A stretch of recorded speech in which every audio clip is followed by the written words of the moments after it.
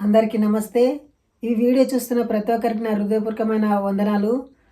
నేను బైబిల్‌లో వచనాలన్నీ బైబిల్‌లో లాజిక్ ఇలా పడతలేదని, బైబిల్‌లో చాలా తప్పులుంటాయని బైబిల్ చెప్తుంది ఒకటి, చేస్తుంది మరొకటి అంటదని నేను ఈ వీడియోలో చెప్పుకుంటూ వస్తున్నా. దయచేసి ఈ వీడియోని లైక్ చేసి సబ్స్క్రైబ్ చేయండి. మనము టాపిక్‌లోకి వెళ్దాం.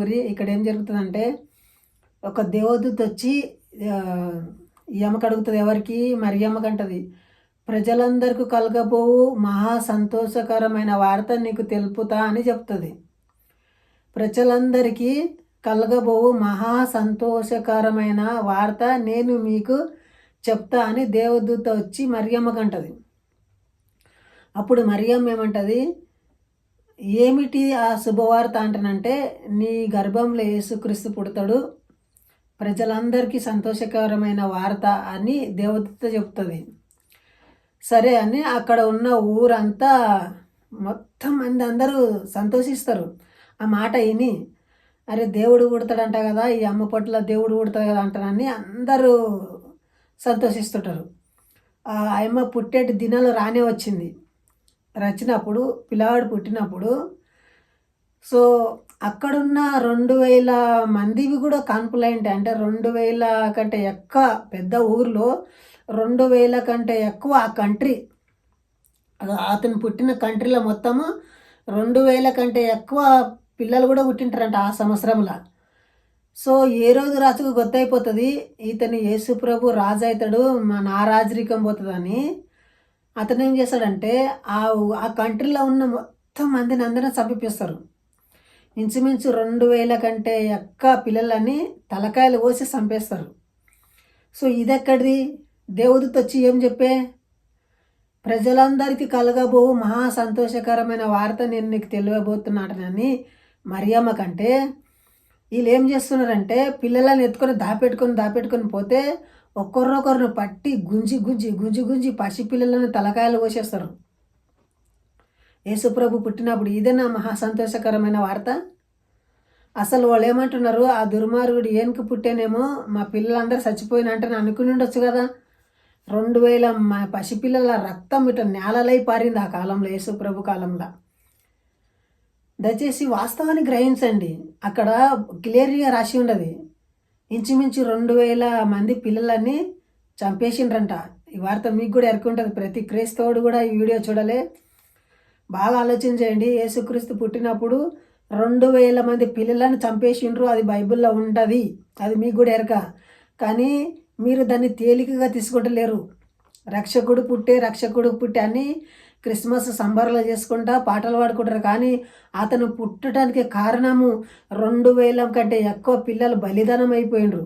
యేసుక్రీస్తు పుట్టకపోతే అంతగానము బలిదానం కాకుండే, అంతగానం రక్తపాతం కాకుండే, ఈరోజు ప్రపంచం అంతా ఇంత మోసం కాకుండే.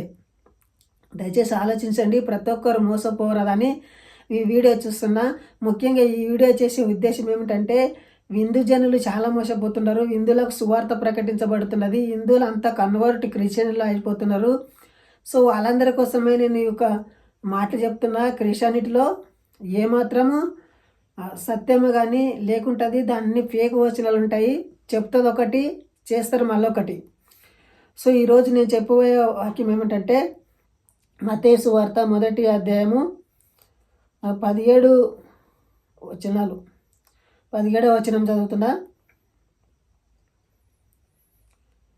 ఇట్లు అబ్రాహాము మొదలుకొని దావీదు వరకు తరములు లన్నీయు 14 తరములు.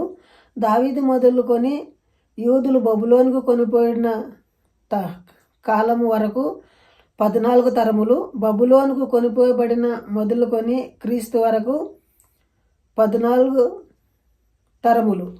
ఇట్లా 14 తరాలు గడిచిపోయినాయంట. వాళ్ళు బబులోనికి వెళ్ళి వచ్చేటప్పుడు అబ్రాహాము నుండి దావీదు వరకు ఇట్లా 14 తరములు గడిచినాయంట.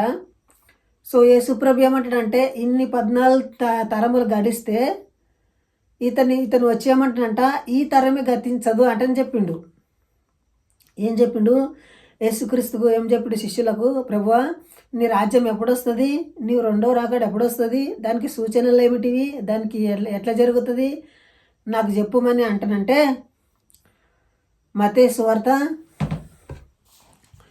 మత్తయి సువార్త 24వ అధ్యాయము 34వ వచనం ఏమంటాయి? ఇవన్నీ జరుగు వరకు ఈ తరము గతింపదని నిశ్చయముగా మీతో చెప్తున్నాను. సో ఏం జరుగుతుందంట? నీ రాకడ ఎప్పుడు వస్తుందంటే ఇవన్నీ జరుగు వరకు ఈ తరము గతిస్తలేదంట. అంటే ఆ తరమే అతను ఉన్న తరమే గతించలేదంట. సో ఎన్ని తరాలు అయిపోయా? 2000 సంవత్సరాల క్రితం అయిపోయిందంట అది. సో దావీదు మొదలుకొని అబ్రాహం నుండి దావీదు వరకు అన్నీ 14 తరాలైంది. 14 తరాలు అంతరి జనరేషన్లో. అక్క నుండి ఇంతవరకు ఇంకా అన్ని తరాలు అయిపోయి ఉంటుంది. అతను చెప్పిన మాటను బట్టి ఈ తరము గతింపదు అంటాడు. మళ్ళీ ఏమంటాడంటే ఇక్కడ నిలిచి ఉన్న వారిలో కొందరు నిద్రిస్తలేరు, చచ్చిపోతలేరు, వాళ్ళు బతుకున్నప్పుడు నేను వస్తా అంటాడు. పౌలు కూడా అంటాడు, క్రీస్తు వచ్చినప్పుడు బతుకున్న మనము అతనితో పాటు పోతాము, మా ప్రభులందు చచ్చిపోయిన వాళ్ళు కూడా లేచిపోతారు అతనితోటి అంటున్నాని చెప్తున్నాడు. దయచేసి మీరు ఆలోచించండి.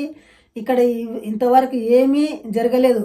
వాళ్ళు చెప్పిన మాట ప్రకారము ఇంతవరకు ఇది ఎక్స్పైరీ డేట్ అయిపోయిందంటే అతను చెప్పిన మాట అంతా అయిపోయింది, కానీ ఇంకా అయితే ఏమీ జరగలేదు. సో నేను చెప్పేది ఏమిటంటే మన భారతదేశంలో మనం హిందువులమై ఉంటే భారతదేశాన్ని గౌరవించలే. భారతీయులు మనందరం సోదర భావంతో కలిగి ఉండి అందరిని గౌరవించి అందరికీ మంచిగా ఉండాలని ఉద్దేశిస్తూ ఈ వీడియో చేస్తున్నా. ఈ బైబిల్ ఏం చెప్తుందంటే నాదొక్కటే కర, మిగతావన్నీ సుళ్ళ, నన్నే నమ్ముర్రి, నన్ను నమ్మకపోతే మీకు నరకం లేస్తా, నన్ను నమ్మితే స్వర్గం లేస్తా అని ఒక భయాన్ని పుట్టించి ఆ భయాన్ని వల్ల ప్రజలు ఏం చేస్తున్నారంటే మాకు స్వర్గం కావాలని ఆశిస్తూ వచ్చి దీనిలో క్రిస్టియనిటీలో కన్వర్ట్ అవుతున్నారు. సో ఇక్కడ కన్వర్ట్ అయితే వాళ్ళకు పరలోకం వచ్చి ఎప్పుడు దొరుకుతుంది? చచ్చిపోయినాకనే కదా. చచ్చిపోయినాక ఎవరు చూస్తారు? ఓడి తర్వాత మనం పరలోకంలో మనం చూడం కదా.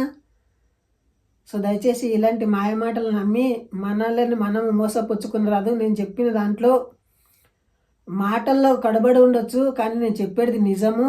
నేను క్రిస్టియానిటీలోకి బయటికి వచ్చిన, నేను సంఘాలలో పనిచేసిన, బైబిల్లో చర్చిలలో కూడా పనిచేసిన, నాకు అంతా తెలుస్తుంది. తెలియదంటే నేను మాట్లాడకొచ్చిన. సో నేను ఒక క్రిస్టియన్గా ఉండి హిందుత్వానికి వచ్చిన. దయచేసి నేను చెప్పిన దాంట్లో ఏం మిస్టేక్ ఉండదు మీరు నాకు కామెంట్ చేసి చెప్పండి. సో ఇంతవరకు దగ్గర ఈ వీడియో చేసినందుకు జై హింద్, వందే భారత్.